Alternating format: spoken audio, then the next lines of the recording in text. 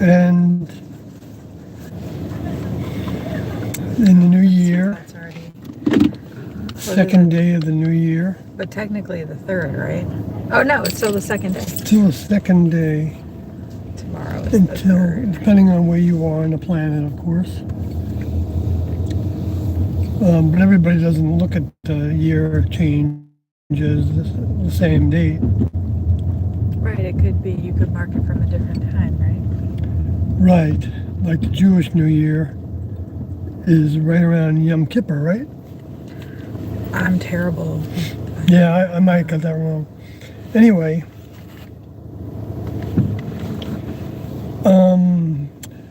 so it's Kathy and I in the car, Hello. and it's going to get loud again because we're going to get on the highway.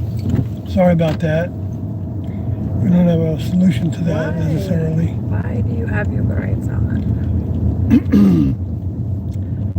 But I can always talk really loud. He is really good at talking really loud. And Project that voice. yeah, so so we Kathy named this live stream the feed, right? Yeah, The feed. Amazon's the feed. You put Amazon in there? Hell yeah, let's get some keywords going here, Amazon, baby. the feed. So now we're advertising Amazon. I love boy. Amazon. Maybe I'm they'll sorry. give us something for our advertising dollars. Yeah. For the You have to millions of monetize your channel for that. for the millions of people that love the stream, right? Well, actually, even though the numbers are small, the people are very big. Yeah. The minds are very big, in my opinion. Yeah. Not because of me, and I don't think Kathy would feel any differently, but because of the fact that we're standing up for T&O and their information. And you don't see that too much. You don't see that too often. Or if you do, I don't know about it.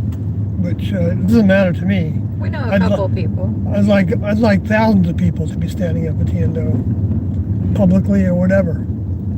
That would be fine with me. I wouldn't feel like, oh, I know, that'd be awesome. why don't you come to me and listen to what I have to say because I'm doing it. No, that wouldn't matter to me because I'm not doing this for money, obviously. Otherwise, I would have monetized this long ago, and I would have given you a whole bunch of things to buy. That could make it look like you're appear to be thinking positively about T&O, when you may be, but you might not be. You might be into the selling of the paraphernalia, which is not my decision anyway. My judgment. We don't have any judgment. But we wanted to talk about that show. Yes, we want to talk about that show because it's on Amazon. I guess it was done by HBO, right? No, that's the Gilded Age. Oh, I'm mixing it up. Yeah, because Okay. we just started it. Like we watched. Yeah, Because we got Amazon Prime, so we get to watch some of the things on Amazon.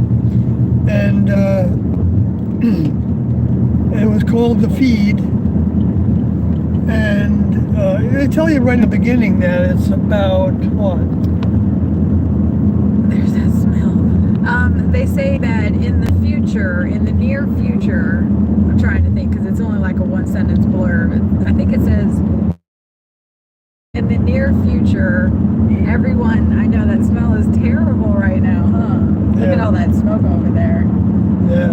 Phew, gosh, that's probably the worst I've ever smelled It it. was gone by Wednesday tomorrow.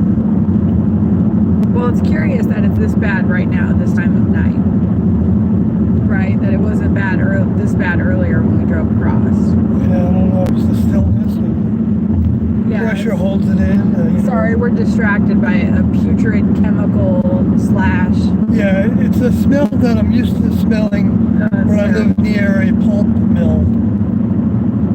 Or like a tannery. Like in Oregon, I lived not close to it, but I would go past it occasionally, where they were taking wood, trees, and making them into paper.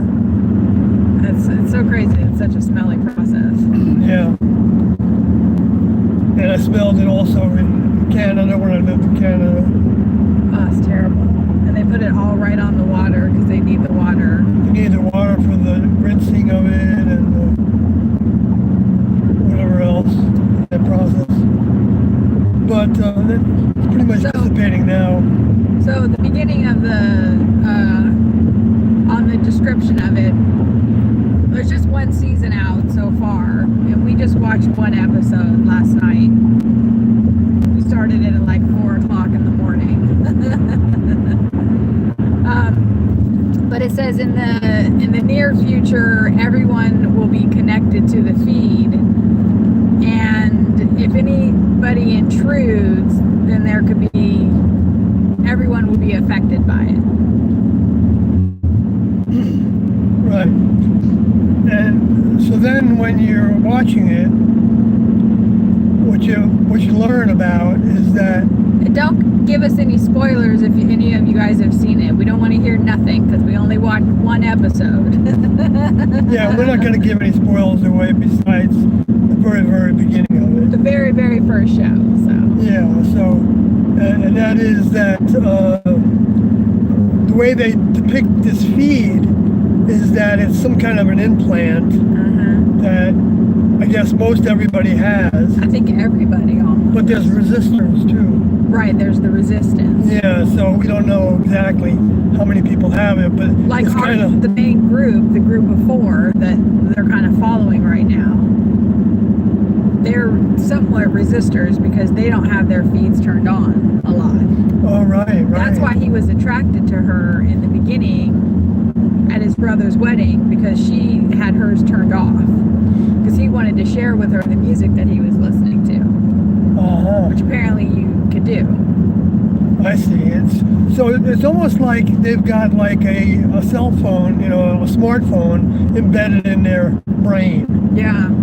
And so, like, if somebody wants to talk to you, they show a little bubble. Yeah. And then if there's a lot of people that want to talk to you, they show a lot of little bubbles. Well, not necessarily that they want to talk to you, but it's just like like we were saying. Their icon. It's a lot like Facebook. Yeah. Like when he was sitting in his office, when the feed psychologist, who's the main protagonist, when he was sitting in his office with that kid, the kid was watching like maybe 15 to 20 different feeds.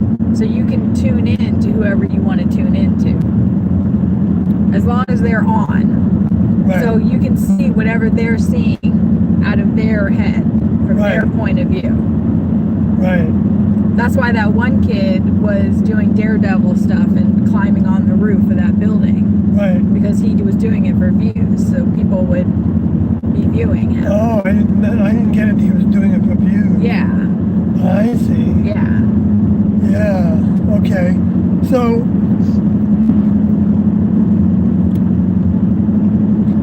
what I was getting out of that, I mean, part of my mind was looking at that and thinking, after we listened to a number of tapes that were in the 170s, where T and Do were talking a lot about the fact that,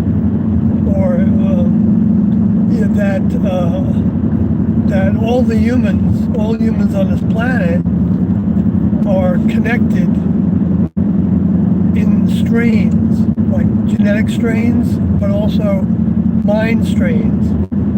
And that's what the strains that T and Do were concerned with. And mind strains come from individuals that have the same kind of experiences. And so it doesn't have to be related at all to genetics, the ancestral strains, even though there's going to be some intermixing there. Especially if somebody in your genetic family, has the same interests as you do, and the same experiences and things like that. Then I guess you'd have both strains associated with that. But But the way that Tiendo talked about it was because it was the next level program to wean everybody from their human connections and a human strain and overcome the characteristics of humans that the strains all are a part of, whatever it is. You know, let's say you're all in the same football team or the same symphony. Or in my thing, like I'm friending coloring people on Facebook left and right. Like I've just gained like 200 new friends that are all coloring. So there's literally like one girl I just saw pop up. We had 200 mutual friends. Right. 100 mutual friends, 90, 50, and they're all people that are coloring. And that's all like on Kathy's strain. That's my coloring strain. I mean, and then there's many in that strain that she doesn't even know that could be all over the world because it's all interconnected. In that a lot of the New Age people say the same thing, right? That we're all connected. The spiritualists, we're all connected, but they go so far as to say because we're all connected and because we're all gods. Because God is everywhere, God is everything, right? So they're taking little pieces from the distorted religions that have little pieces of truth in them, and then making that into a new religious framework to where now everybody is, and even though it's true to some degree, it's not, everybody isn't God. That's ridiculous. Because God, the term God, regardless of all the different ways it's been interpreted, in the biggest way refers to the people that created this planet and the life forms on it. And of course, you can believe in that or not believe in that, but I think we each have to come to that on our own terms. But I came into this world in this vehicle not disputing that at all, even though I didn't respond well to the religious people. What? Oh, there was just a deer. That was like maybe the third one I've seen. Oh, I see. But he was thinking about, or she was thinking about crossing the road. Oh yeah, you were just telling them to stay put, which is a good thought, because Tiendo did teach that thoughts have their frequency, they have their vibration, they have their substance, their value, their form, their definition, their experiences. They're not just. They're not invisible. I mean, they are invisible, but they're not without reality. Okay, they're frequencies, just like radio frequencies. I think they are probably radio frequencies because Tiendo said that humans haven't been given by the next level the ability to decipher the radio frequency band that the next level uses to be able to tap into people's thoughts if they want to, or just hear their thoughts if they want to, and to send them thoughts if they want to. Now, the next level, by the way, does not invade anybody. The lower forces do invade us. They will put thoughts into our heads and not think a second about it. Tiendo said that the space aliens are bombarding the planet with their thoughts. And like one example that just came to the surface today is that some humans are saying that the Elohim are the creators of the planet, and they created us humans to eat them. Now, a friend of mine was listening to this on a YouTube broadcast, And I remember hearing about that idea back when that movie V was created. Even before that movie V was created, I remember John Lear, who was the son of, or maybe it was Bill Lear, who was the son of John Lear, who produced the Learjet, who invented it, or Did a designed bunch it. of stuff too. Yeah. I guess so. I don't know much about him.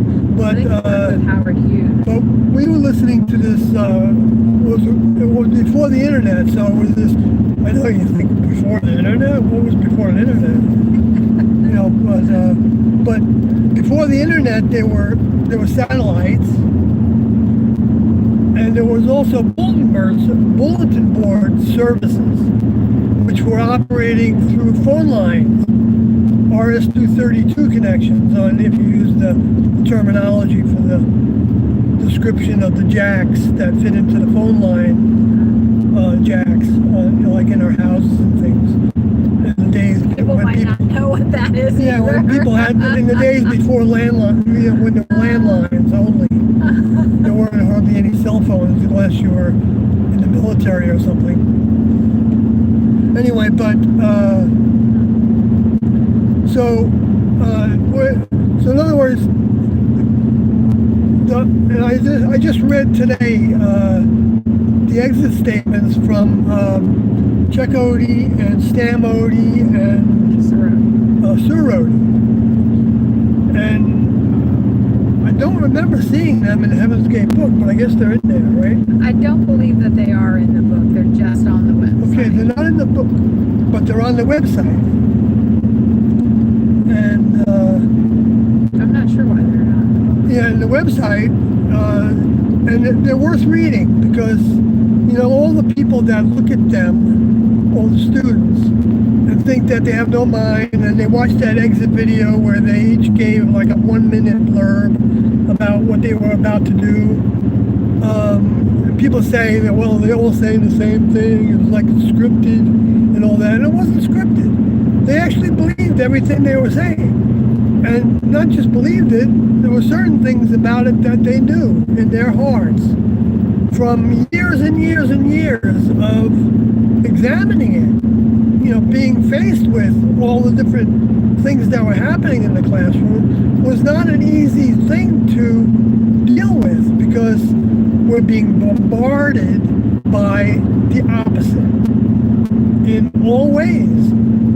Because humanness is developed from misinformation. And, and the religions and the governments are the biggest purveyors of the continuance of that misinformation. The further generation of it, the germination of it as well, into new vehicles. And how do they do that? Well, they do it through the airwaves. They do it through the media, big time. They do it through society. They do it through all the different ways, that there are to do it. Through the schools, through the universities. Jobs. Everything is basically telling us what reality is when it's only a facsimile of reality. It's only like a hologram. It's like a holodeck, like on Star Trek. To where when you're in the holodeck, you think it's real. You can even be affected by it. It's even biological. It's even, like Doe would say, that, what's wrong with thinking that a holodeck could be a biological holodeck? And you could get harmed in it because it's biological. It affects your body when something happens to you, your physical body. And what you're gaining from the experience in this holodeck is that your mind is growing potentially. It's not all growing because it's a choice to grow. It doesn't automatically happen. It happens because of adversity. That's why the word Satan actually means adversary. Because the next level wanted this to be a training ground for new membership. So that movie, Well, it's interesting because that not first movie, this series. the first episode, like it starts out where he's attending his brother's wedding, and it was at the British Museum or something. I think it was at the British Museum, and all the little feed bots, you know, like the news feed bots that were in that feed, were talking about how they had transformed the British Museum into a Japanese garden. Remember? And they showed like it was like a holodeck basically, where it was just anyone that was connected into that feed, that specific program, and it was code. They were talking about that they had that's that one girl. She is the one of the programmers of the code. So everybody was seeing these beautiful Japanese gardens, and the place was transformed into a Japanese temple. But it was still really the British Museum of Art. Right. They were tapping into this holodeck, basically. Because the girl that he was attracted to, who later became, you know, his wife, or I don't know if they were married or not, but she wasn't tapped into it, so she was still just seeing the British Museum. Because a couple times they flashed to her viewpoint, where it was just a normal building and it wasn't all that, you know, elegant, you know, extravagant stuff. Yeah, this is really interesting for me to hear Kathy talk about it, because we haven't talked about this hardly at all. And I could tell you were disturbed by it. Yeah. Yeah, I was disturbed by some of it, yeah. It was, I mean, I didn't want to stop watching it, but it was affecting me in a way that I don't know if I've ever experienced from a TV show or a movie or anything. I mean, I've been affected by some movies in an emotional way, but this one was like so creepy in some ways, and at the same time, it seemed like it was so true. Right. And like Kathy was just describing, I didn't like, I picked up on that, but not as definitively as Kathy did.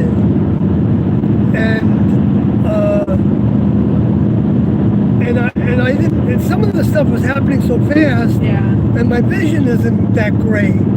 So And we some were of really it's, tired. and I was tired, and so sometimes, like in the icons and things that were happening, I wasn't really figuring out what they were doing with those images that were being depicted as being in somebody's head, Yeah. you know, and the changing of the scenery, and I didn't know what was going on with that. And when Kathy just brought it up, and it was expressing how it was from somebody else's view that they saw it differently.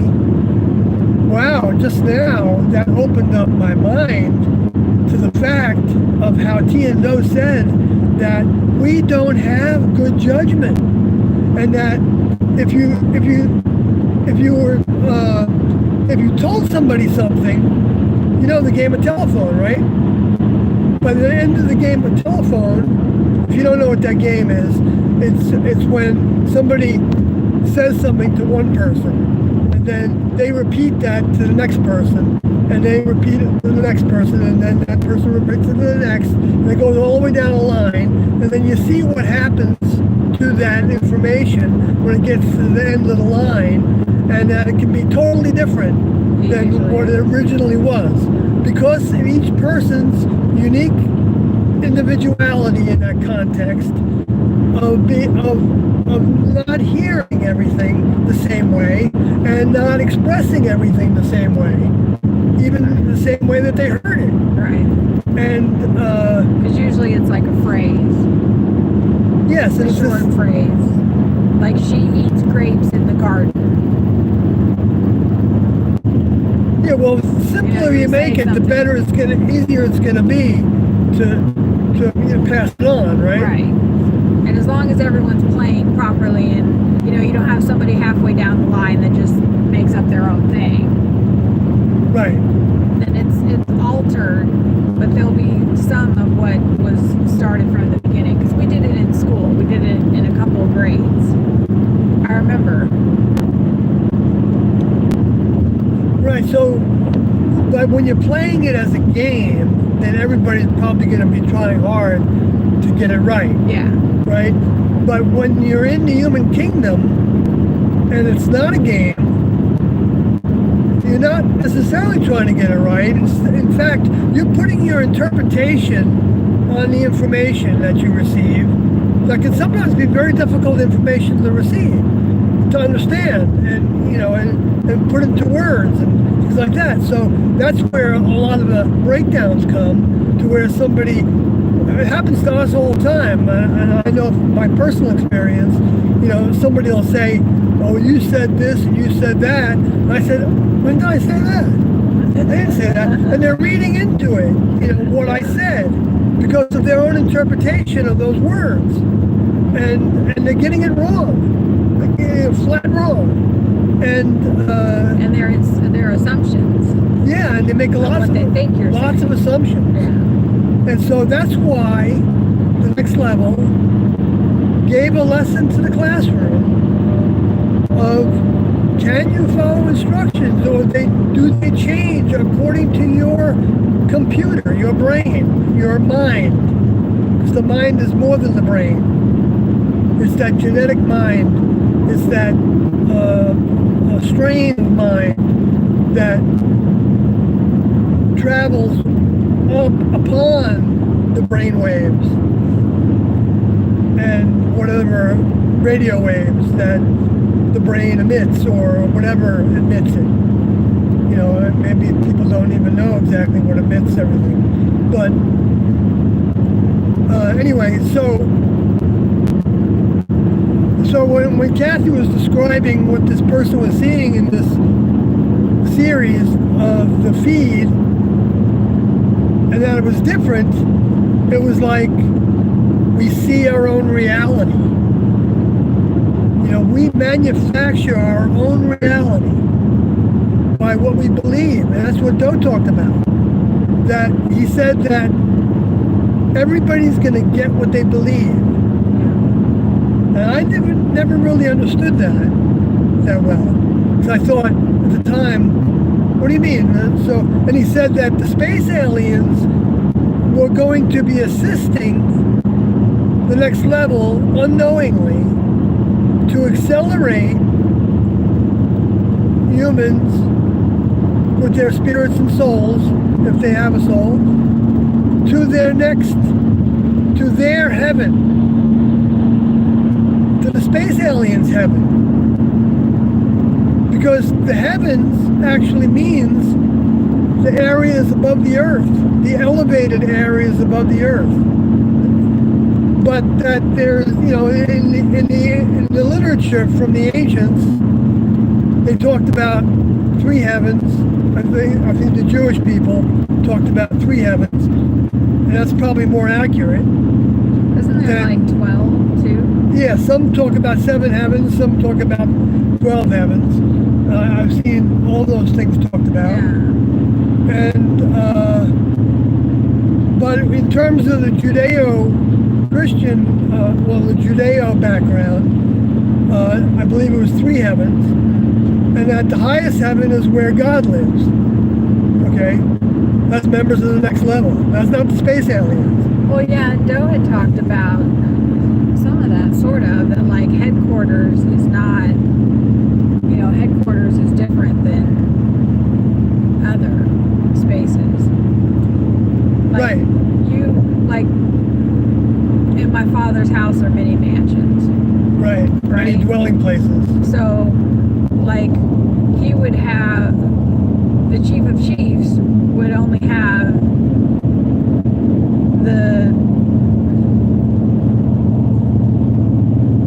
he wouldn't have anyone around him that had any human qualities. Like Doe was saying, in their inner sanctum of the retreat, if you were having whatever sensual thoughts, then you wouldn't be able to dwell in the house with them. Right, because they would perceive those thoughts, and they would know that they were foreign to them. And so the chief of chiefs wouldn't want anyone around him that would be having those vibrations. But that doesn't mean that you wouldn't be able to be in the next level. You just wouldn't be allowed to be around the chief of chiefs. Or even older members. Yeah. I can't remember what tape that was that we listened to, that they were talking different strata. It would be like static. It would be like, probably your fingernails on a chalkboard. Something like that. There'd be like an interference. They have clear thinking. They need to think clearly about the tasks that they're doing, and they enjoy that. That's fun for them. It's not like they're being limited.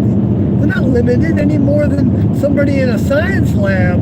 Well, yeah, imagine your task is to run the earth. Yeah. Like, you don't want to have somebody standing next to you that's thinking, God, I really want to do X, Y, Z. Right. So, so once you have the habit of thoughts that are not from the next level, then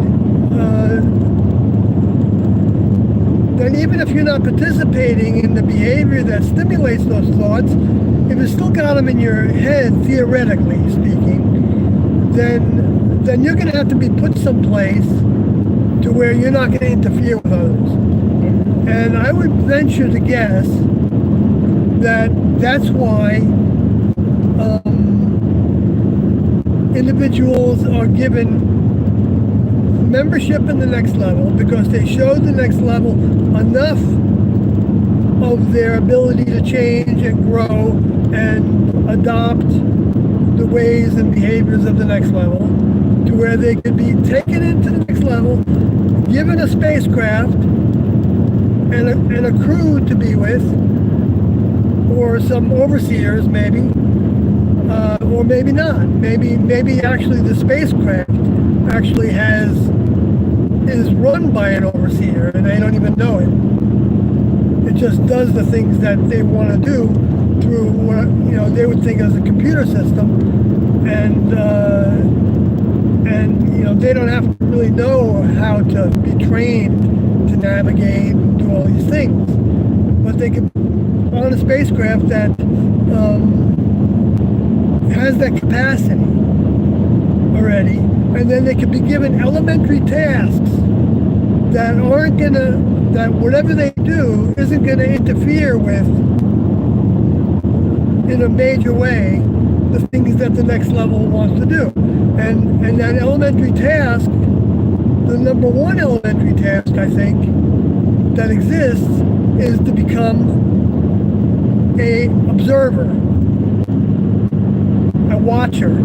That's what Enoch used the word watcher. I don't know what the Hebrew was for that in the book of Enoch, because we don't have that much of the Hebrew part of it, or whatever dialect that was written in by Enoch, who T said was actually an incarnation of Doe's soul. Anyway, and that he left with his vehicle. Anyway, so those watchers were being watched by the next level. The next level knew what was going on with them. And so when they started to step out of line and decided that they were going to, influence humans on the planet in various ways, and then even start mating with them, however they did that, they must have had some capacity to go through a reverse metamorphosis to where, their ability to reproduce would take place, because Doe said that's what happened to Adam. He went through a reverse metamorphosis. So it's like the next level was setting up a circumstance with Adam to where he could duplicate what happened to those that we talk about as the space aliens. who were going to masquerade to humans as being Elohim. You know, through the words that were used that Moses supposedly wrote down, which was another incarnation of Do. In the book of Genesis, where it talks about the Elohim did this and did that. They created the earth, they created and it's a singular and a plural term. And I know Kathy and I went through this in a previous live stream talking about it and the different meanings of it. But to me, that's when people now talk about the Elohim as being space aliens and that they actually created humanity, they're correct in one sense, that they used to be members of the next level in an elementary capacity. See, what many people in religions don't understand, some do, is that there's all different stratas of development within the kingdom above human, the level above human, the kingdom of God, the kingdom in the heavens, in outer space. And so everybody's not the same, and people can actually still have free will choice in the next level.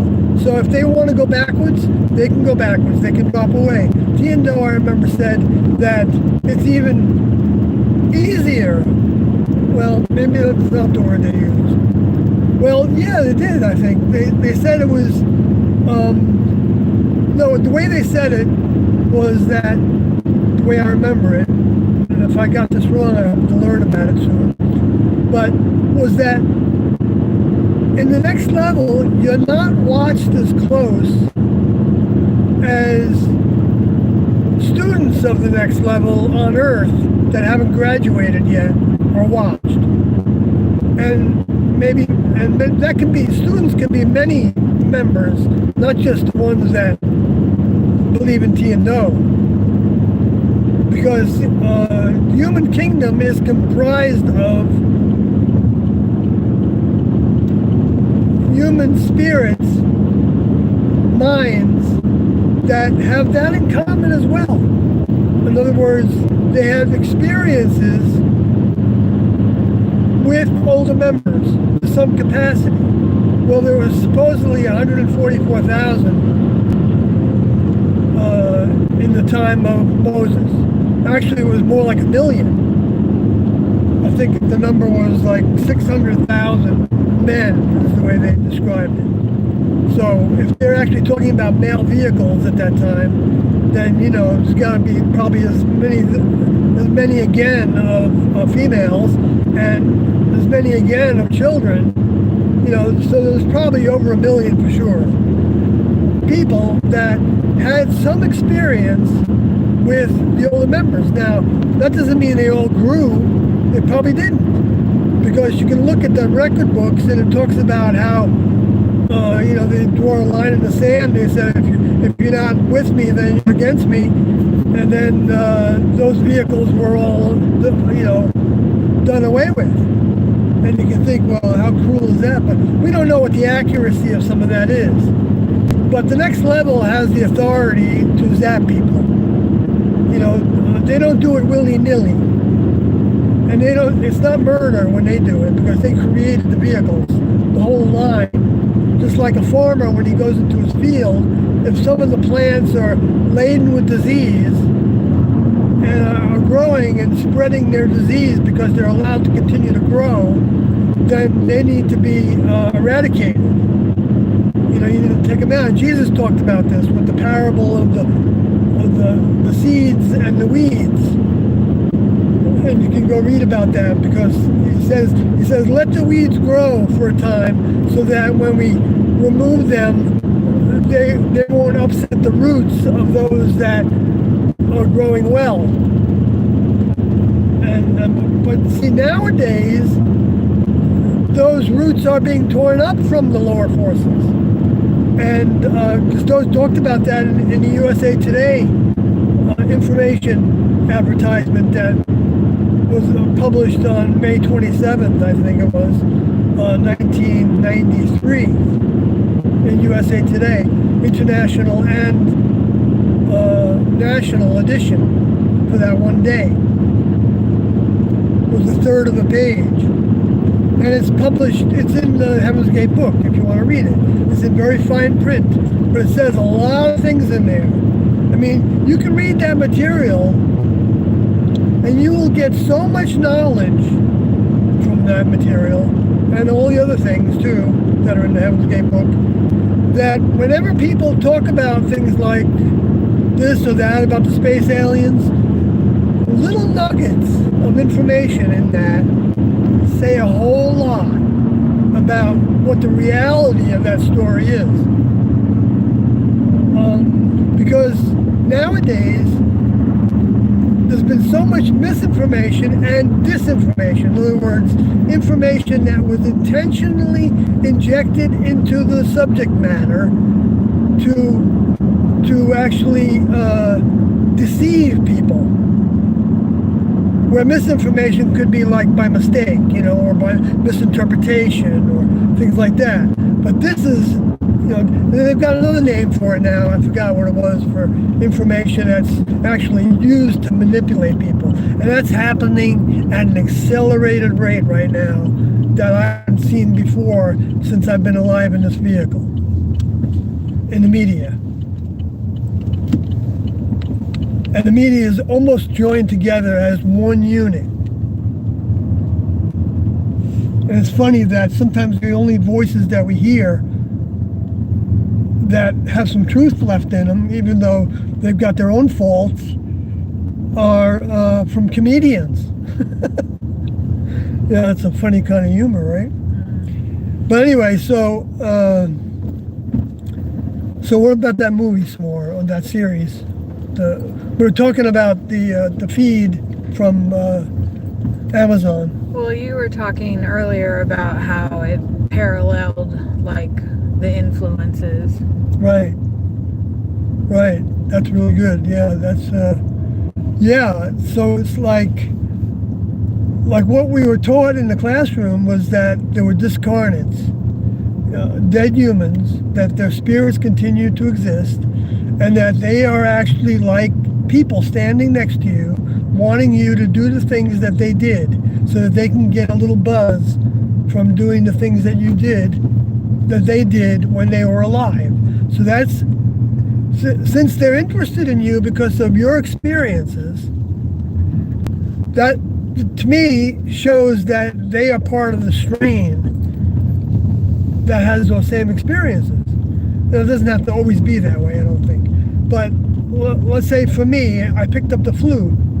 So when I started to do that and I started to play it seriously, I was attracting to me any influences that were dead humans that were interested in playing the flute. And let's say I was the President of the United States and I wanted to learn how to speak eloquently and be a diplomat and be a good politician. Well, they draw to them people that were dead that really know how to have good diction and good vocabulary skills, of course, except for like George W. Bush and Donald Trump. I don't think is that good at that. But like Obama, he was excellent with that. In fact, his oratory skills were probably about the best they could be, and others too. But Biden certainly doesn't have those skills now. Maybe he did some time ago. But in any case, but those are all like influences. And so when somebody that has accumulated a lot of influences because of all the things that they're doing that are successful in the world and the way that influences can get their buzz on by being associated with them, when they walk into a room, it's like an entourage walking into that room that nobody can see, but affects all the influences in that room that are with all the other people, and affects the thoughts that are in the room with all those people, and all those people are affected by as well. And so you can think, wow, that person is really, look at that, you walk in the room, it's like they're glowing or something, and I haven't had personal experience with somebody famous like that. Well, I did with Richie Blackmore, but I didn't, it was always in a dark setting or in his house. Anyway, I don't think that's a good example of that. But I know somebody that met Bill Clinton one time and said that he seemed like he was so big. I mean, he's a tall individual vehicle, but he seemed so loving to them, and they're so nice, and so. I've heard that about movie stars and things. They walk into a room and they command the room. You know, they take it over, even if you don't know who they are. I guess. I don't know. Maybe you have to know a little bit about who they are, but it depends on the person, right? Let's go inside. Yeah. Okay, we're going to take our customary 5 or 6 or 7 minute pause. It's cold out there. It's 32 degrees. Well, we go inside and finish this live stream. What am I doing? I don't know. What are you doing? I'm not thinking straight because I'm just going to put my seatbelt on after I took it off. Oh. Okay, I got it. You know, I got to switch gears because I'm using a part of my mind when I'm doing live streams that's different than my normal functions. I'm waiting for you because it's really cold. I'll keep the lights on till you get up there. All right.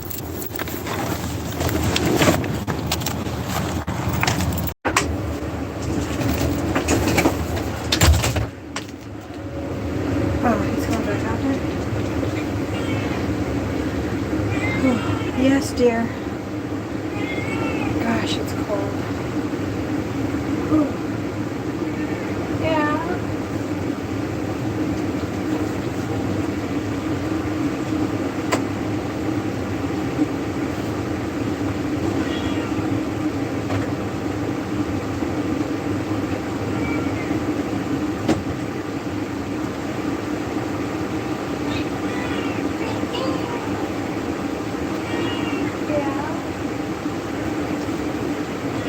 What you know?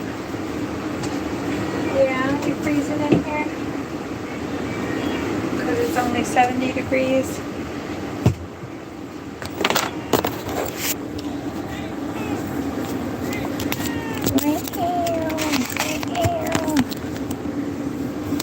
There we go.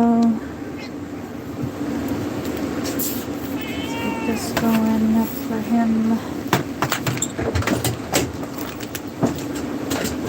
Oh, your bag, I see. Yeah.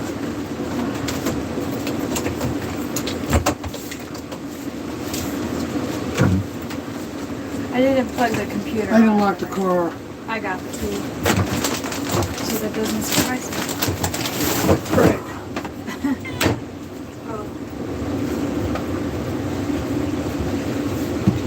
Okay, we'll be with you in a minute. It's locked now.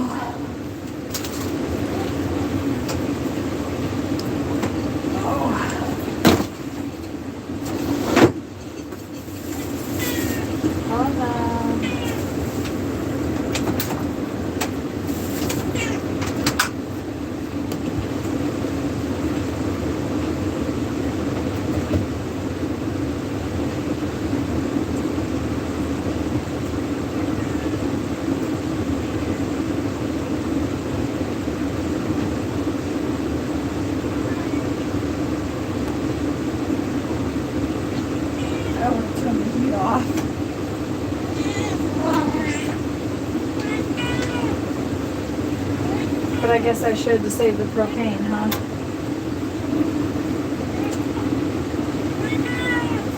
We have another space bust out too.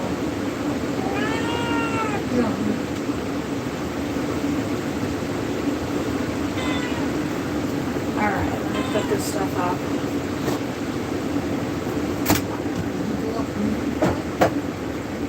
Well, it's 32. So, pretty cold.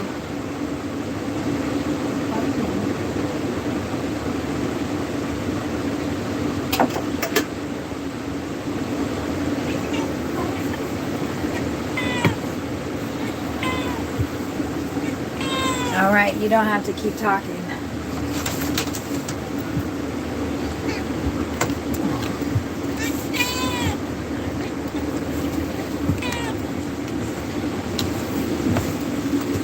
No, you're plugged in there. Uh-oh. This chair. It's not falling. It is just about falling. Well, hopefully it doesn't fall while you're on the stream.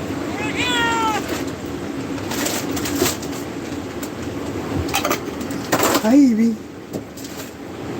I see you. Yeah, I gotta keep on trying to fix this chair. And doing it so incrementally with the least expense possible. That sounds like our whole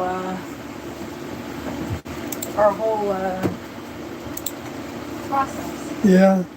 Yeah, we do have to be economical. Well, something that happened today was kind of nice. Surprise. We got fed for free.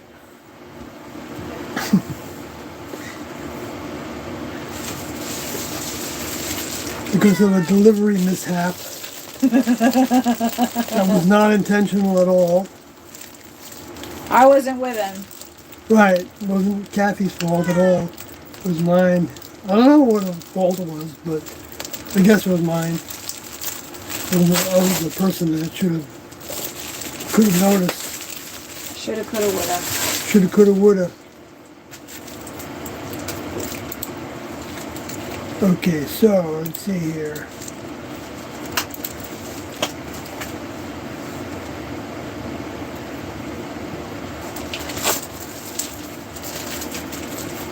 Wow, this is wrapped in 2 things of plastic. New York City earthquake? What? Booms and rumbles. East Coast moving 46 minutes ago from Dutch Sense. Well, shouldn't you be dealing with... Hello. Hey. Hello, everybody. It's 7:54 p.m. You're Central doing a Time. live stream. I know, and the Ohio area as well. So maybe you should... 3.2, 3.4. Earthquake Yeah, live so stream. they're small. We're going to be talking about Small. a few things that have happened in the United States. Right. So I don't know, I just saw that come up in my feed where I was going to go over to the... Because, I mean, it does appear that the next level's starting off the year with a bang.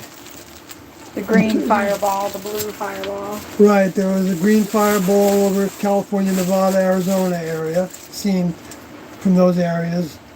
And then there was and I looked at it, and it was, it didn't look anything like meteors that I'd seen in the past. I mean, fireballs are generally considered to be bigger than meteors. How bright they are, how big they are. But also, I think their trajectory a lot of times is different. They don't look like they're falling so much, like towards the earth, like burning up. That's what it's supposed to be, right? Chunks of rock, debris from a comet that are falling down to the earth and burning up in the atmosphere, and that's why they look like they're on fire and leaving a big long trail. Or a little bit of trail, it depends on the angle of it, I guess, how much you see of it and how bright it looks and how close it gets before it burns up. But the things that I've seen that have been classified as fireballs, which was kind of new terminology that started sometime when I started this YouTube channel, actually, not because of the channel, I'm not trying to say that at all, but because I put a video of one in like my first or second video that I made on this channel, which was, there was no speaking, it wasn't a live stream, it was just a video that I made that was just putting words on the screen. But I talked during it. I talked the words. Specifically, I read the script that I wrote, and I tried to fit as much as I could in in a a small amount of space, so that each sentence was able to be on the screen. Anyway, and in that, in the end of one of those, I put in a fireball that I don't think was called that at the time, but was going through. There were two of them actually. It was Edmonton was one. It was headed towards Edmonton, I think, from traveling from east to west in Canada. And the other one was traveling down towards Austin, Texas, from North Texas somewhere, which was the direction of the sighting that I had. That wasn't a fireball, but it would have been, I guess, considered to be a fireball, but did two right-angle turns in the middle of traveling at very strong, heavy speed. And I think fireballs also don't travel as fast as a lot of the meteors do. I know meteors can travel at different rates of speed, maybe because of their density. I'm not sure exactly how that works, but I know comets travel at different speeds as well, and I don't know if it's because of density or because I don't know if they even know entirely what the density of a comet is. What it's made out of, except for the debris that comes off of it. For the debris that makes, I don't know if they're even accurate about saying that some of these meteor showers are coming from comets. I don't know. I question almost everything, but some things I don't question that much. That humans have been given to know, because the next level gives humans things to learn and know. Like we know how electricity works. That's because the next level gave ideas to people on how to harness it and then use it. And as long as they were wanting to do that, whether they knew it or not, they might have called it, maybe God's helping me with this idea. And that wouldn't, I don't mean to say that sarcastically, because that can be true. It's relative to what the person is capable of pulling in from what the next level provides us with.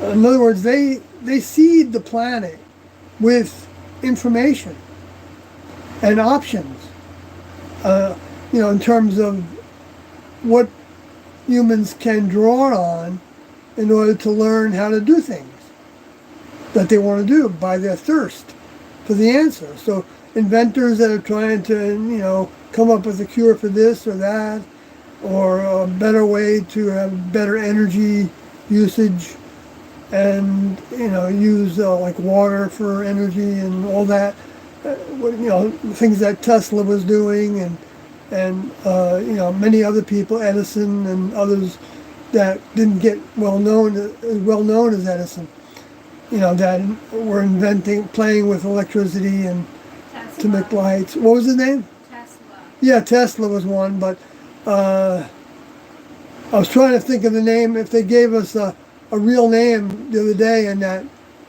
TV show we were watching. Yeah, he was the one that had made the filament or something. Oh yeah, some inventor that was in a black vehicle, I guess, invented the filament that Edison was using, something like that. And so, so you say Edison developed the light bulb, but if he didn't make the filament, that's a big part of it, isn't it? Right, he had other help. Yeah. So it's kind of misleading to just, think of one person as doing anything. I know if you look at most of the inventions, you'll find out that a number of people were working on that same technology. And the same with thoughts, same with philosophies, the same with the religions, the same with the science of outer space and doctors and the human body's functions, and it's all like, it's all available because the next level actually literally has a crew or more than one crew. I mean, I don't know what size a crew can be, but that are doing a lot of hands-on work to make sure that they're providing what the older members want provided to the planet. And then they can also become older members in time, whether they do a task like T and Do did or not. Everybody in the next level doesn't necessarily do that task. That task comes from headquarters, and it's one thing to think, well, I want to do that task, but it's another thing to actually be invited to do that task by your older members. And then probably anybody that wants to do it will be given the opportunity, but everybody might not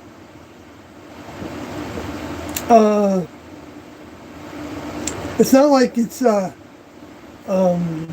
situation to where, well, there's a lot of different tasks, and there's fulfillment in all the tasks. Just like Human Kingdom, there can be a certain degree of fulfillment in doing many tasks. I mean, the people that criticize us for wearing uniforms and stuff, it's kind of silly, right? Anyway, I'm not gonna get into that, but I want to go back to the name of this show that we watched on Amazon called The Feed, because of the way that thoughts were being depicted as being in someone's head, and that you would receive the thoughts of other people as well that you tuned into, and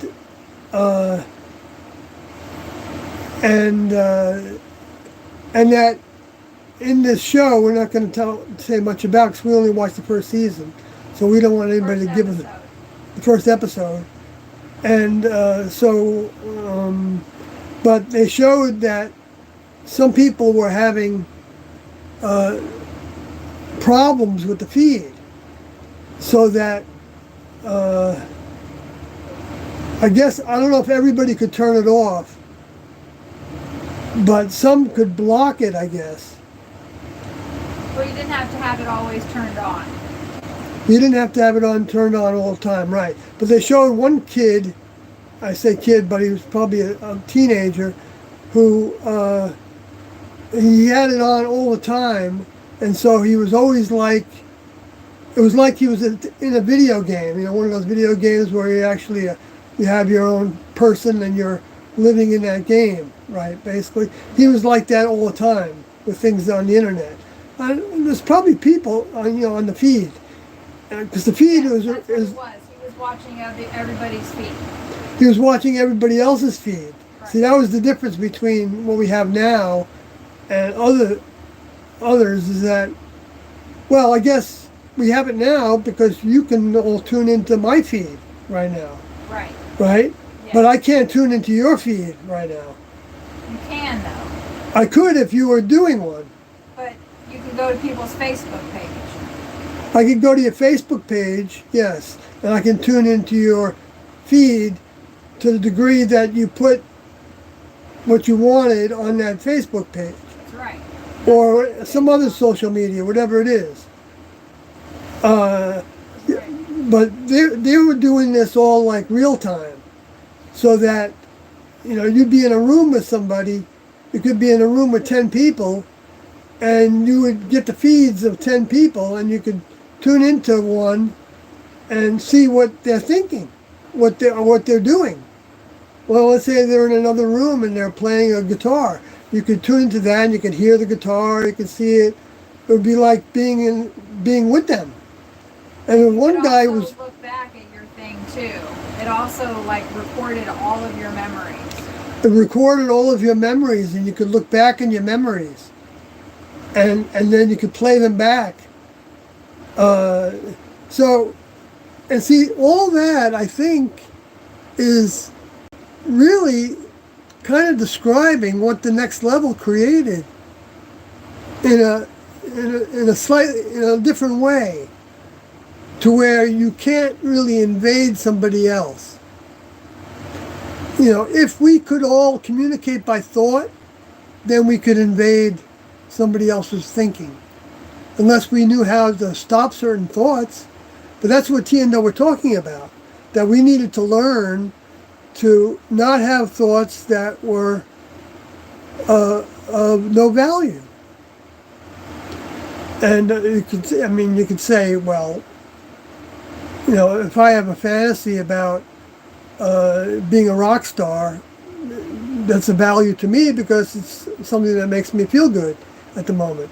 Okay, but in the next level, they're not concerned about doing things that make an individual feel good. Individuals will feel good when they're enjoying the tasks that they're doing, because they're accomplishing something with those tasks. They're not frivolous kind of entertainment that doesn't have any real significant growth associated with it. Like in the human kingdom, even frivolous activity can be associated with growth to some degree, because we get lessons from the things we do, and we start new relationships with people, and we can get lessons from that, and we can learn things about ourselves as well, and that can also be helpful to our own growth. Because this idea that some people have that humans were created so that they could learn to have fun, the only people that are going to be saying that are the people that are having so much fun that they don't want to think otherwise, because they don't want to change some of the ways that they're having fun. And it's not that it's wrong to have fun, it's right to have fun, because the next level built fun into the equation. But when fun is on the back of somebody else, in other words, when you're having your fun by making somebody else look bad, that's not next level fun. And people could say, well, you talk about Mark and Sarah, is that, that's not good. And I agree, it's not good. But it's not fun for me to do either. Yeah, that's not fun for us. No, it's not fun at all. In fact, I hate it. But I do it because, I don't know, maybe I shouldn't do it at all. I don't know anymore. It just seems like, since they have such a high profile representation of Heaven's Gate, because they were given some of those tasks to maintain the website, they automatically became the go-to for the media and other people to find out, what that was all about. And understandably so, they, had a lot of negativity to battle against in the people's comments that they would leave and whatever. And so they, have their own defense mechanisms. But then they took it too far in their trying to have control over that situation. And they were given instructions, I believe, by Doe to, not try to get into debates with people and things like that. But I don't think that meant not have, not give significant answers to people. I didn't mean to talk about this, but I guess I should bring it up because somebody asked me recently 4 questions that they posed to Mark and Sarah first. And they were asking me if those answers to the questions were accurate. Now, I don't know if they told me the entire answers that were given, but the answers that they said Mark and Sarah gave them in an email reply were like a couple words each to subjects that had a lot of words associated with it. Now, if they didn't want to take the time to express all those words, which I understand completely, because it can be very overbearing on time and energy to try to give everybody the full view that we can give in the shortest space possible, to where we would be doing nothing else but doing that every day. And then we'd have to have boilerplate responses, which I tried to develop boilerplate responses, and I never could do it. It's like I always felt like I needed to actually talk to the person exactly what they were asking and tune into it. In other words, in a sense, I think that's a higher way of doing it. It's more than the next level way of doing it, rather than giving boilerplate answers. But I could be wrong about that. You know, I'm not saying there's not a time and a place for that other view. But what I did with this person, since I didn't want to spend a lot of time talking about reincarnation, which they said they asked Mark and Sarah if reincarnation was real, and the answer they got was yes.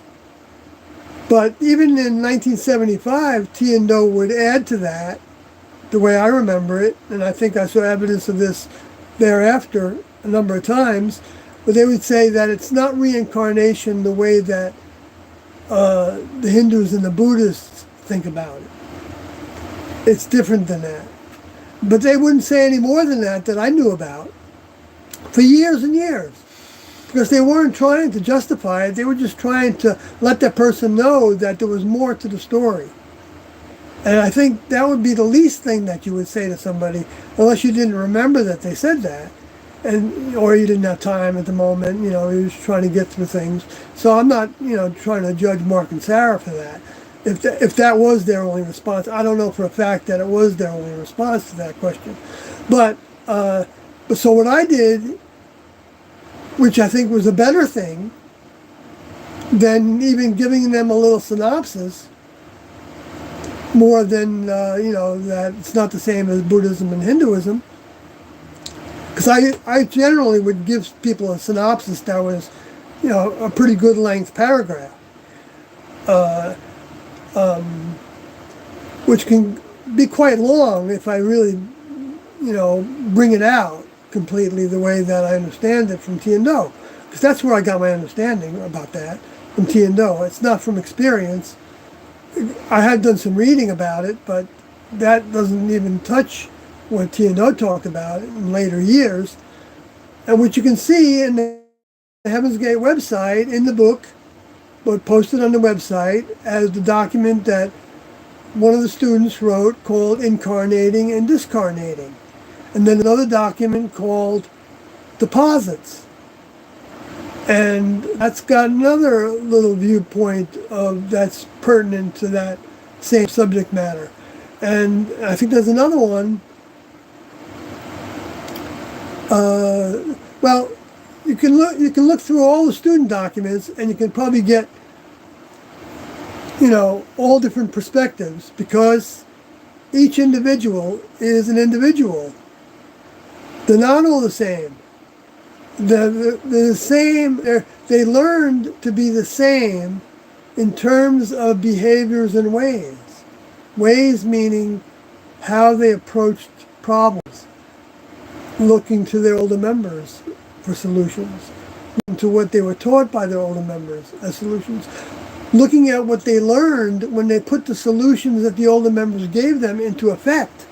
Then that became their own knowledge and wisdom, because they saw how it worked. See, so that's not what you hear about when you listen to the media that says, oh, they just were, like in the exit videos where they say they were just parroting what they were told, you know, told to say, or what they were brainwashed with. And yet humans are being brainwashed. That's the rule.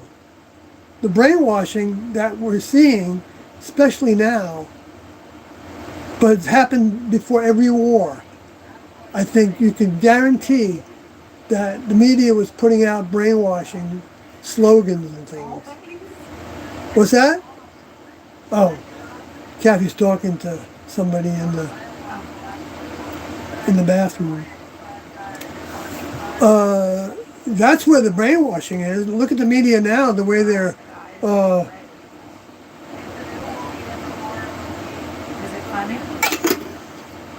the way they brainwash people to thinking about opposing candidates, you know, for the presidency. I mean, there's some of it that's true, but there's a lot that's not true. And there's a lot of evidence that's not true. But yet they're talking about it in many media groups that is totally true. Now, are you going to give your... Even fearfully so. And then at the same time, they're censoring true information. They never have guests that are going to bring about a truly challenging argument. They won't do it. They were doing this even before the big C word, the medical C word, which I've had videos deleted by YouTube because of their one of their policies that they call some of the things that I talked about misinformation, which I didn't talk about anything that was misinformation. I always talked about things that I had some scientific proof of. Not the way that, of course, scientific proof is also something that can be manipulated. It is. It's manipulated all the time. And I'm not going to talk about specifically how. There are people that are still allowed to talk about it. And the reason they're allowed to talk about it, I think, is because they could actually affect people's bottom line in terms of money by bringing their own lawsuits against people that would take them off the air, and they could actually be criminally prosecuted perhaps for freedom of speech issues that would go to the Supreme Court. And so I think that's the only reason why some people are allowed to talk about the truth on YouTube, and they're not all forced to go to Rumble and whatever other social media sites there are. And I don't care if I talk about those things anyway, really. I just talk about them just to give a little bit of a backup to examples of the many things that have happened especially since 2000. I mean, somebody today was talking about raptures, as if they were still supposed to happen when they already happened twice, according to T and Do. And I understand them because I understand the meaning of the word that was then made into this new word called rapture. So that's how they do it. They take the original terminology that meant certain things to everybody, pretty much, and then they come up with this new word that's some combination of those words, and that happens automatically to some degree because of language. Changes in languages, okay? And translation problems between languages, because the languages don't all automatically translate the same way. So some of that happens because of that. But sometimes they come up with words that have no meaning unless you look at the current cultural meaning, the cult meaning of it. And when I say cult, I'm talking about all the accepted cults that are no longer subcultures because they're major cultures. The culture of the media, the culture of the military, the culture of the politics, the culture of sociology studies, parapsychology, the culture of paranormal, the culture of art. Different art forms have their different cultural frameworks and backups and career directions and the culture of raising families. The cultures of religions. They had their certain clothing they wear, and they're not going to show so much flesh sometimes, and others are going to, the culture of nudity, you have the culture of atheism. It's a culture of its own, where people gather together. They're all like cults, but they're not cults that threaten anybody.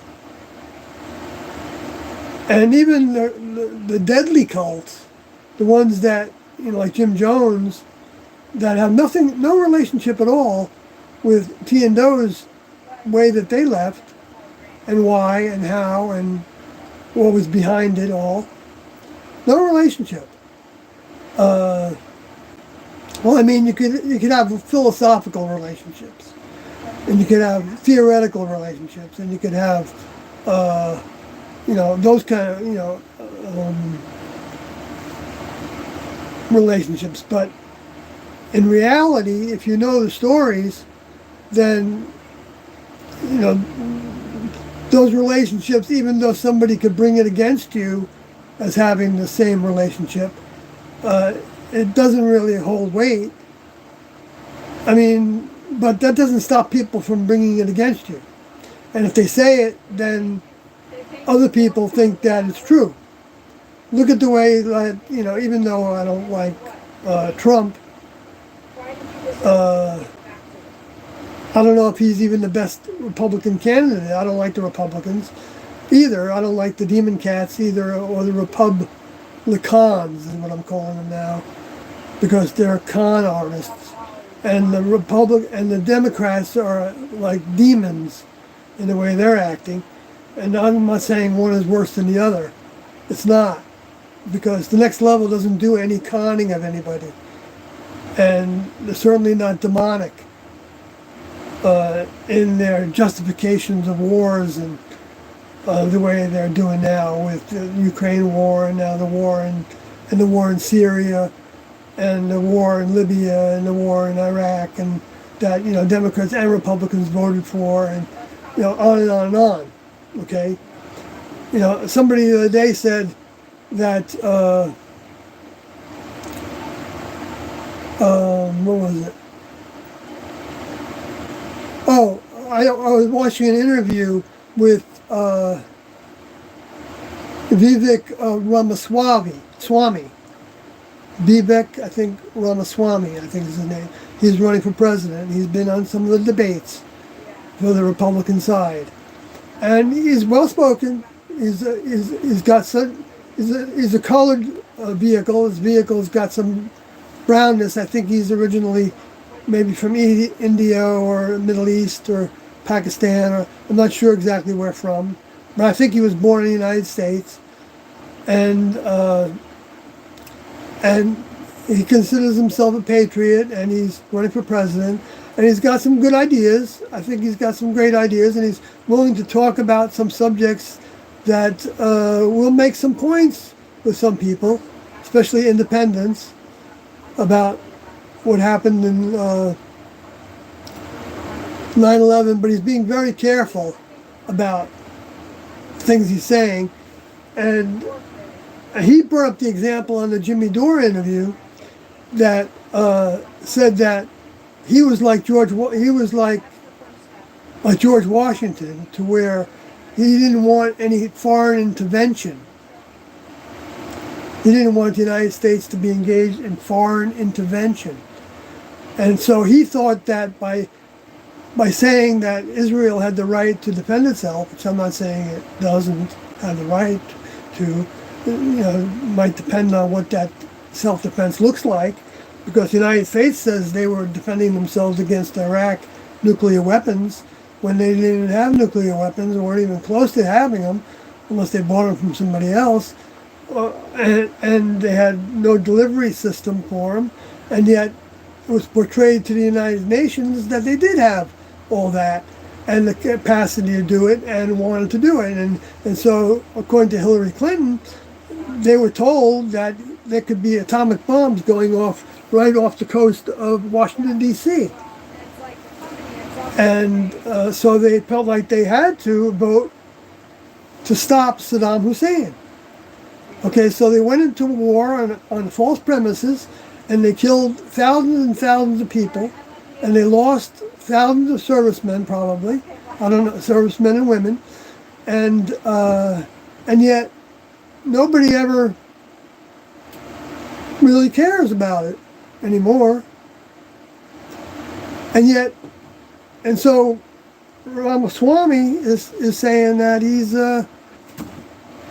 that they need to actually do whatever they need to do to fight against the Hamas people. Okay, so meanwhile, Jimmy Dore plays a clip for Ramaswamy on the interview, of a whole bunch of bombs going off in a section of the city in Hamas that was like probably Gaza. from an aerial view, it was probably like at least a mile square, where a whole bunch of bombs went off to cover the whole area in the immediate smoke from the bombs of a mile area from just the explosions, demolishing those buildings. And I don't know if those buildings were already demolished. Some of them look like they were, but and so when Ramaswamy was saying, well, they've got to do what they got to do, we just shouldn't be paying for it. He's trying to play both sides of the coin. And then he said, you know, because we don't want to be foreign interventionists. And when I wrote a little message on there, on that website, and I said, foreign intervention? You're trying to not do that by not getting involved with Israel or trying to get them to stop that kind of degree of what's called a self-defense? That Jimmy Dore was frowning at him about. He was like, you know, verbally saying that's ridiculous and stuff like that to Ramaswamy, which was good to see. I knew Jimmy Dore was anti-war. That's one of the things I like about him. Not that he's perfect and everything, but, you know, I'm not either. Shush. But anyway, so I wrote in there that the United States has been a foreign interventionist since the late 1800s at the least.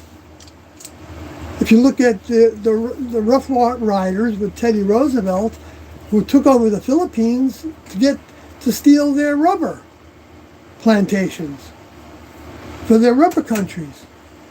I mean, their rubber corporations, their ability to use rubber for all the things they use it for. And it's like, oh, duh? Am I living in, you know, this is somebody that's running for president? This is example. He's bringing up George Washington. You know, because that's going to go really well with the Patriots, right? It's like we're living in a world to where, like Tiendo said in 1973, up is down and down is up, and left is right and right is left, and inside is out and outside is in. You know, it's like there's nothing that's you can depend on. But why is this happening? And why are we able to see it? I would suggest that it's so that individuals have the chance to be driven to want to find out the truth about things. And so they will research things on their own to find out if what they're being told is true, when they have the energy for it and when they're not afraid of the results. And that's what I wish for Christians, that some would actually look at Tiendo's story and like Cerrone talked about in his exit document, that if they could at least hypothetically consider that they might have been, Tiendo might have been the return of the Father and Son that they've been saying that they've been looking for. Why wouldn't you at least hypothetically look at that? Oops, sorry. Unless you were afraid, or your influences were afraid, or, you know, your genetics strain was afraid, which they are. They are. They don't want to be. They don't want to feel like they were duped. But even if you were duped, if you awaken, more power to you. You saw through the lies, and now you're awake. Now you can see the truth. That's a blessing. That's such a blessing. So. Have you gotten to any of the chat? No. Slayer.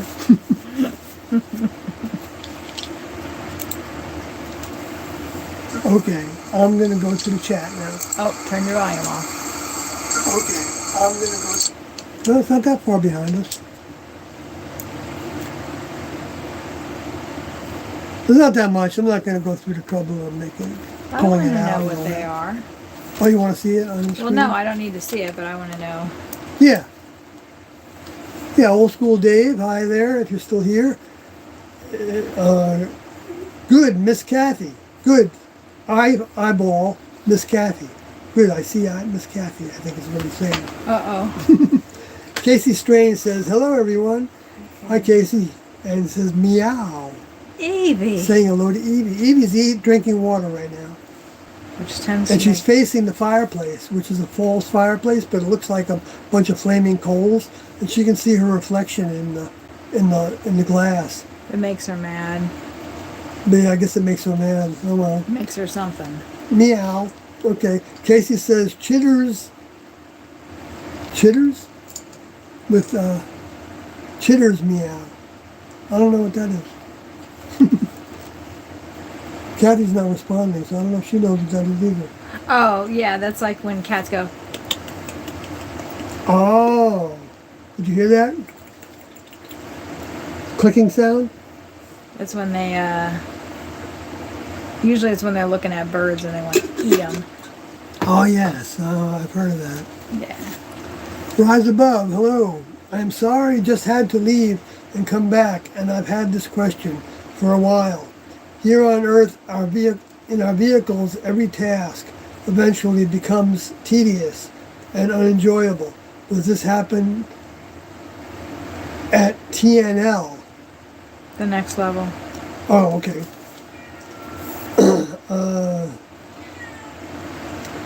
No. No, I don't think so.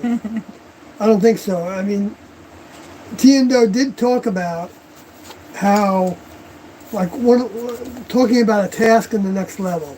Let's say you were given a task to bring water to a planet, okay, that needed water. And you were given instructions and probably where to put it and blah, blah, blah, okay?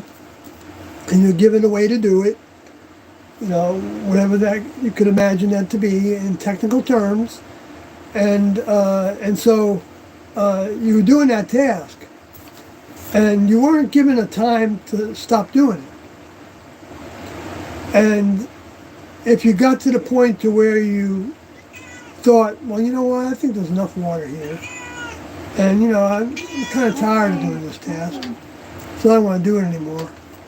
I think the older members would be okay with, you know, discontinuing it. If that would happen, then it'd be a long time before you get another task with any kind of responsibility. Believe me, I think that would be the case in that regard. But it wouldn't be the only task you have, by the way. So it's not like you would be bored of it. And there might be other things associated with the task that are interesting as well. It's just that, you know, I don't know how to describe it beyond that because, you know, I don't have a memory of being in the next level if the soul was once in the next level to some capacity. Or maybe just on ice, you know. I don't know what that was like either, or because that's probably what would have happened. But, you know, I don't know.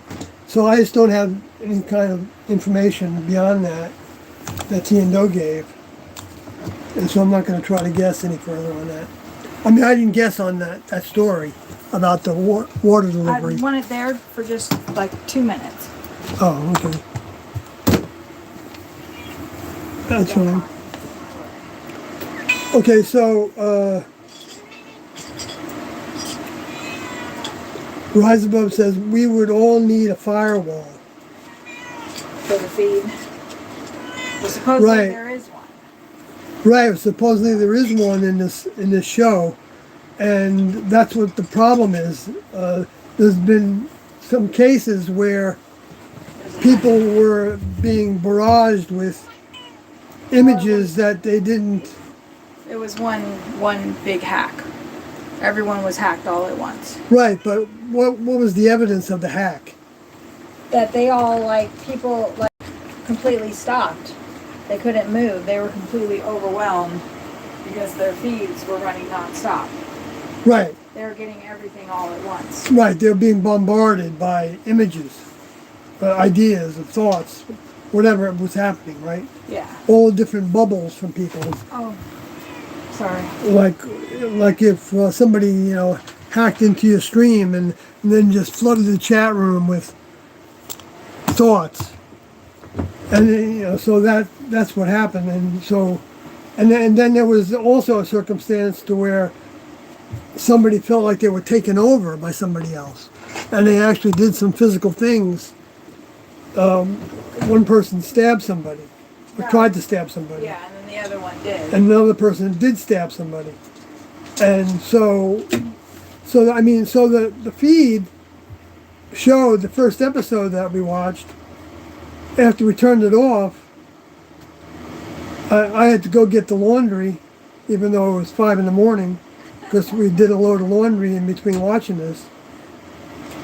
And when I went out the door, it was like surreal in a sense, like I was in a different world, to where it was exaggerated, and I could feel like unsettled. And it's not unusual for this vehicle to be spooked by the dark, but I really haven't experienced it much at all. I'm spooked by in many years. Right. I am. But I was more scared of the spooked dark. after watching this thing. And I thought, at one point, I hope I'm not going to have nightmares about it. I didn't have any nightmares. We still got many episodes to watch. It wasn't that bad. I mean, I want to watch it because of the way that it was relating to how humans are. We're all bombarded by thoughts. And so it's like someone hacked into us. It's part of our genes, that we were hacked into. Yeah. And that's part of Tiendo's teachings. There's two types of mind. Mind is information. Mind is knowledge. Mind is truth, or it's fiction. And fiction can be part true. Have little parts of truth, but then with big lies associated with it, or big misconceptions, or or even the opposite. Like saying the Elohim were depicting space aliens that wanted to grow humans to eat them. That's like disinformation. That's not misinformation, in my mind. That's like trying to, brainwash somebody into the opposite of what the truth is.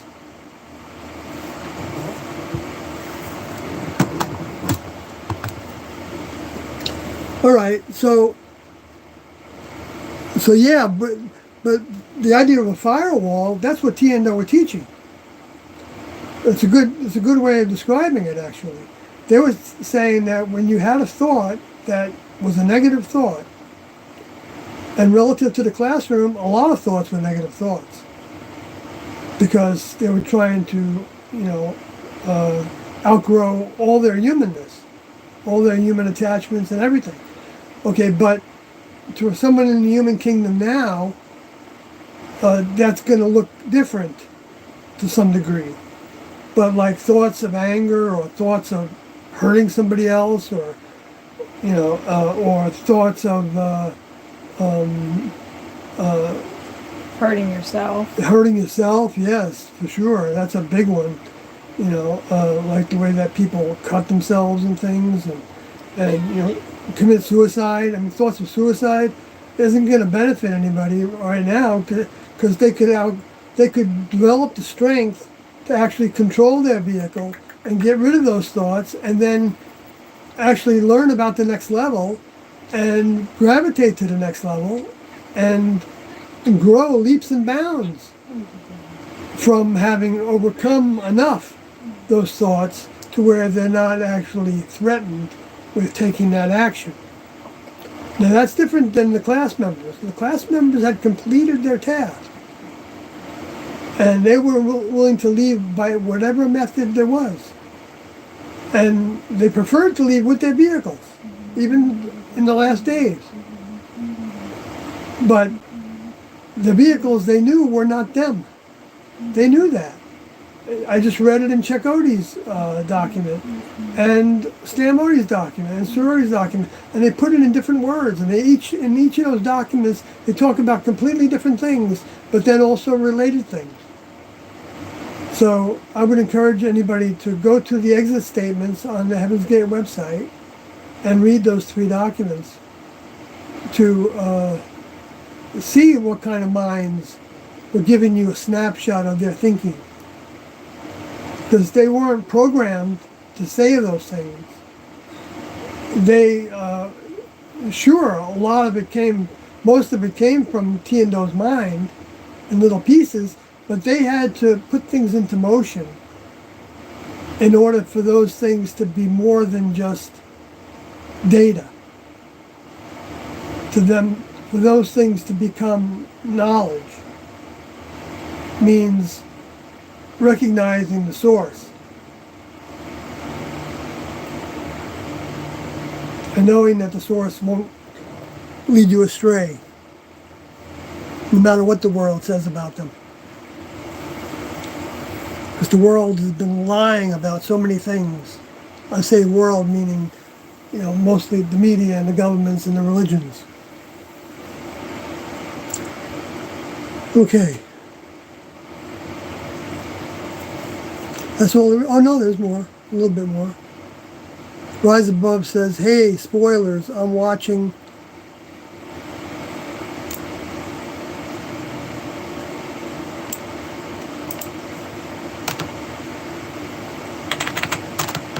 I couldn't see it because there was a heart there.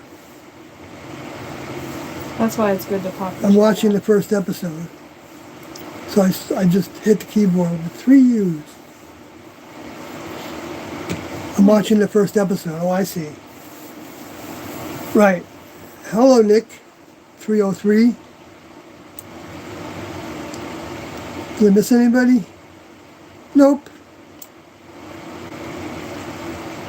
All right, folks. I think I don't know if there's anything more to say about it. I guess we're done.